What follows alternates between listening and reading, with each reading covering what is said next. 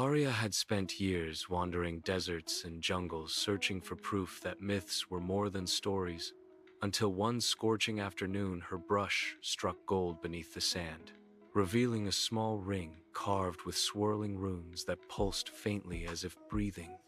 She felt drawn to it like it knew her name, and despite Leanne, her quiet but fiercely loyal companion, warning her not to touch unknown relics, she slipped it onto her finger in a moment of reckless wonder.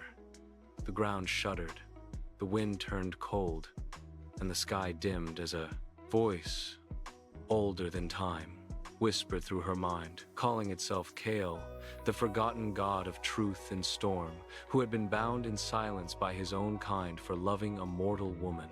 When the world was young, Kael's power surged through Aria's veins, showing her visions of cities turned to dust by divine pride, and hearts turned to stone by fear.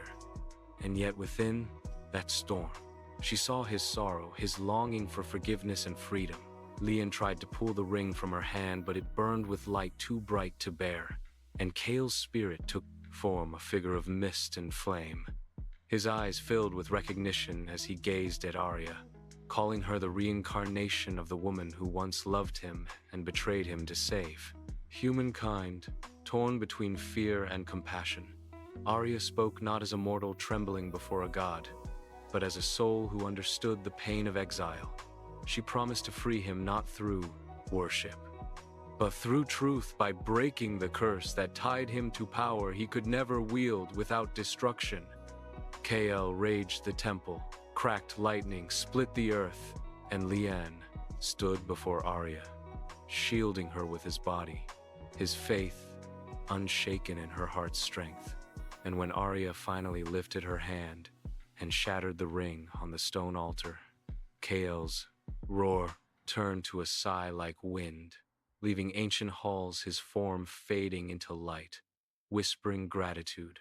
As the ruins fell silent, dust settled, and the sun returned to the desert sky, Aria knelt by Leon's side, clutching his hand. The world saved from another god's wrath, and in the quiet, she realized that some awakenings are not about finding gods, but about rediscovering the strength of being human.